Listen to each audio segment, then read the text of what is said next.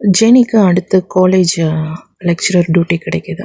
இந்த ஜாப் எப்படி கிடைச்சது அப்படின்னா, ஜெனி வந்து ஜீசஸ் கால்ஸ் அப்படிங்கிற ஒரு ஆர்கனைசேஷனுக்கு லெட்டர் எழுதி போடுறாங்க. எனக்காகவும் என் குடும்பத்துக்காகவும் வேண்டிக்கோங்க, எனக்கு ஒரு வேலை கிடைக்கணும்.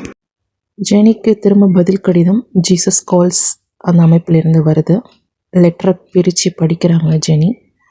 படித்ததுமே அவங்களுக்கு ஆனந்த கண்ணீர் அப்படின்னு சொல்லுவாங்க இல்லையா, அது கண்களில் வருது. ஏன் அப்படின்னா, அந்த மெசேஜ் வந்து நீங்கள் சீக்கிரம் ஜாப் வாங்கிடுவீங்க, உங்கள் குடும்பம் நல்லாயிருக்கும், கவலைப்படாதீங்க, நாங்கள் உங்களுக்காக வேண்டிக் கொள்கிறோம் அப்படிங்கிற அந்த மெசேஜை பார்த்தோன்னே ஜெனிக்கு ரொம்ப சந்தோஷமாகவும் ஆனந்த கண்ணீரும் இருந்தது அப்படின்னு சொல்லலாம். ஜெனி சின்ன வயசில் ஜீசஸ் கால்ஸ் அந்த அமைப்பு வந்து தஞ்சை மாவட்டத்தில் ஒரு மாநாடு நடத்தினாங்க. ஸோ அப்போ ஜெனியினுடைய அப்பாவும் அம்மாவும் ஜெனியை அந்த மாநாட்டிற்கு கூட்டிகிட்டு போயிருந்தாங்க அப்படின்னு சொல்லலாம். ஸோ அந்த சின்ன வயசில் அவங்க அட்டன் பண்ண அந்த ஜீசஸ் கால்ஸ் அந்த அமைப்பு அவங்க பெரிய பிள்ளையானதும் அவங்களுக்கு அந்த ஞாபகம் வந்து அதற்கு பிறகு அவங்க எழுதி போட்ட அந்த கடிதம் தான் திரும்பி அவங்களுக்கு வேலைவாய்ப்பு வரத்துக்கு ஒரு உதவியாக இருந்தது அப்படின்னு சொல்லலாம். தன்னுடைய துன்ப காலங்களில் ஜீசஸை ப்ரேயர் பண்ணது மட்டும் இல்லாமல் அந்த அமைப்புகளுக்கு லெட்டர் மூலமாகவும் தன் குடும்பங்களுக்காக வேண்டிக்கிட்டாங்க அப்படின்னு சொல்லலாம் ஜெனி. அப்போ தான் ஜெனிக்கு அந்த ஜாப் ஆப்பர்ச்சுனிட்டி அப்படிங்கிறது ஃபோன் மூலியமாக வந்தது அப்படின்னு சொல்லலாம்.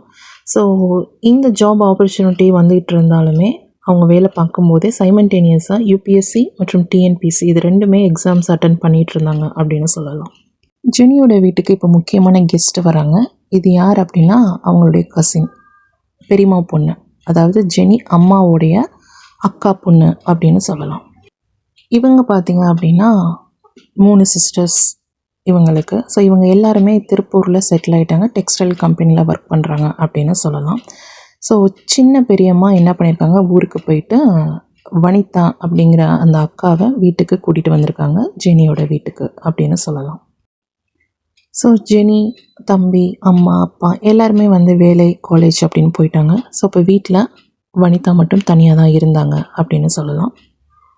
வனிதா லவ் பண்ணுற விஷயம் ஜெனியோட ஃபேமிலிக்கோ அம்மா அப்பாவுக்கோ தெரியாது, ஜெனிக்கு கூட தெரியாது அப்படின்னு சொல்லலாம்.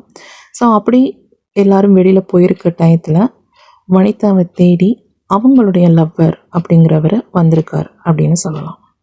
இப்போ வனிதாவுடைய லவ்வர் அப்பாவோட ஃப்ரெண்டுக்கிட்ட கடையில் போய் விசாரிக்கிறாரு, சுந்தருடைய வீடு எங்கே இருக்குது, வனிதாவோட ஃபோட்டோ காண்பித்த வீடு எங்கே இருக்குது, சுந்தருடைய வீடு சொல்லுங்கள் அப்படின்னு கேட்குறாரு.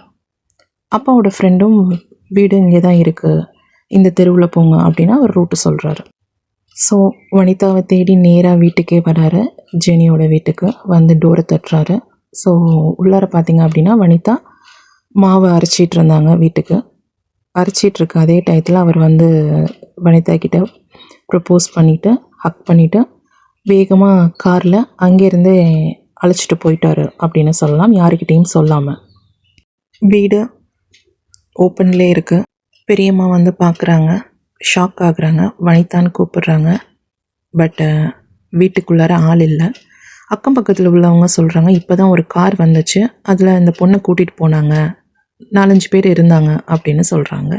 பெரியம்மா உடனே ஷாக் ஆகுறாங்க. ஈவினிங் ஜெனியோட அம்மா, அப்பா, தம்பி, ஜெனி எல்லோரும் வீட்டுக்கு வராங்க. அப்போ தான் பெரியம்மா இந்த நிகழ்ச்சியை சொல்கிறாங்க. எல்லாருமே ரொம்ப அதிர்ச்சி ஆகுறாங்க. இப்படி சொல்லிட்டு போயிருக்கலாமே, இப்படி சொல்லாமல் போயிட்டாங்களே அப்படின்னு கவலையாகவும் யோசிக்கிறாங்க. அதிர்ச்சியாக இருக்குது. யார் கூட்டிகிட்டு போனால், எங்கே போனால், கடத்திட்டு போனாங்களா, என்ன பண்ணாங்க எதுவுமே தெரியல. ஒரு வித சங்கடத்தை ஃபேமிலியில் உருவாக்கிட்டாங்க அப்படின்னு சொல்லலாம் இந்த வனிதா.